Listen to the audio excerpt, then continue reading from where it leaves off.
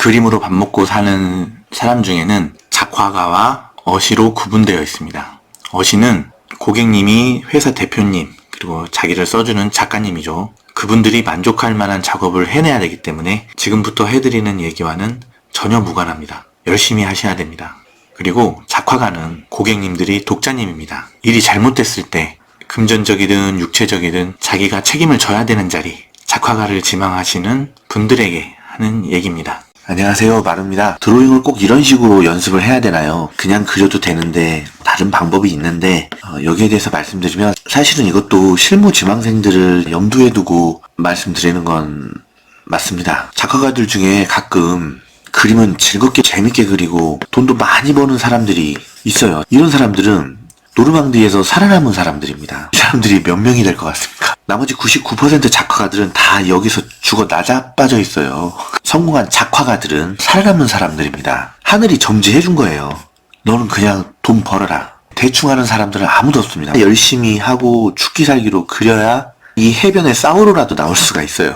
여기서 살아남는 거는 내가 달리는 데 걸려 넘어져가지고 그 위로 총알이 지나가네, 대신 누가 대신 맞으네, 어떻게 죽을지 어떻게 살지는 모릅니다. 작화가들은 새벽부터 일어나서 물고기 잡으려고 투망질을 하는데, 물고기 잡는 애들은 그물 던진 데에서 물고기가 지나가는 애들인 거죠. 작화가 지망생들은 이걸 생각해야 돼요. 독자들은 여러분한테 그림을 잘 그려라, 화면에서 튀어나오게 그려라, 더 멋있게, 더 박력 있게 그려라, 이런 말 안 합니다. 그냥 나오면 보고 재밌으면 웃다가 재미없으면 안 보고 말죠. 근데 이 해변에 쓰러져 있는 병사들 눈앞에는 반드시라도 좋을 만큼 나타납니다. 그림은 그려본 적도 없고 원고를 해본 적도 없는데 멋있는 게 뭔지를 아는 사람들.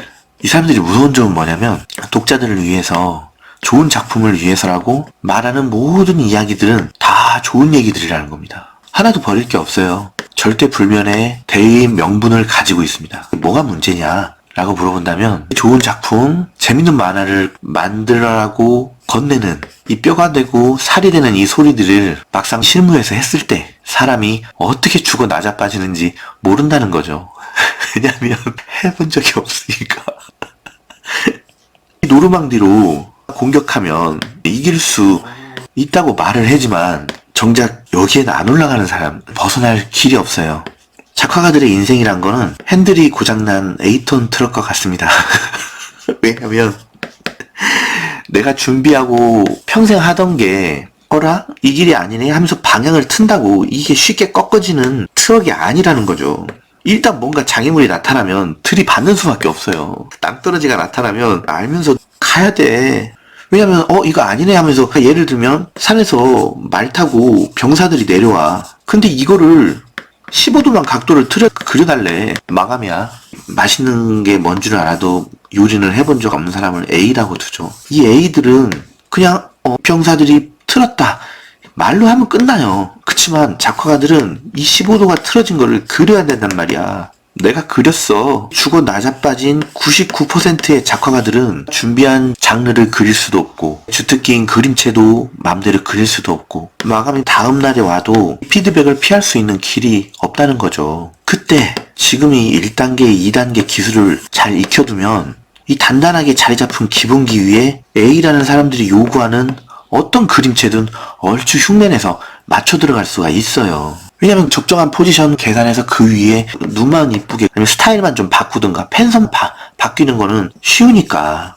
기본기를 연습한 사람들은 캐치해내니까. 더 중요한 거는 무게중심을 얘기했을 때 왜 얘기했겠습니까? 사진 포즈를 찍고 거기에 운동감을 살려서 데포르메를 시키는 법이었던 거죠. 그렇게 해서 사진을 찍어서 리터칭을 할 수 있으면 리터칭을 해야 되고, 3D를 이용해서 모델을 만든 후에 그것들을 돌려가지고 복붙을 하든지 뭘 하든지 하는 것도 이 1, 2단계 기술을 익히고 있으면 금방 프로그램들을 배울 수 있고 리터칭 할 수도 있는 거죠. 리터칭, 이건 뭐 아무나 하는 겁니까? 이것도 기본 능력이 돼야 가능한 거예요. 포즈 사진을 찍을 때도 자기 형이나 엄마라도 모델을 서달라고 해야 되면 이 사람이 남자인지 여자인지 어떻게 알아요? 찍어놓고 축의 이동을 통해서 몸통을 변형시켜서 이 사람의 사진이지만 예쁘고 내 스타일에 맞는 캐릭터로 변화를 시켜야 되는 거죠. 거점의 이동이죠.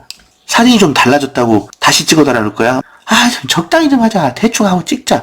이럴 수도 있는데, 그때 그 사진이 마음에 안 들더라도 거점을 고정시켜서 축을 돌려야 될 거 아닙니까? 이 기본기를 토대로 어떤 상황, 어떤 A를 만나더라도 대응할 수 있는 다른 방법, 프로그램, 사진 리터치, 그런 것들을 할 수 있게 만드는 기술이고, 이 그림체가 좀 마음에 안 드네요. 어쩌나 했을 때 연지 안 할 거야. 이 느낌 어떠십니까? 하면서 샘플을 보여주고 그 그림을 얼른 캐치해서 얼추 60, 80 이상은 흉내낼 수 있게 만드는 능력은 바로 이 1, 2단계에서 키워지는 거예요.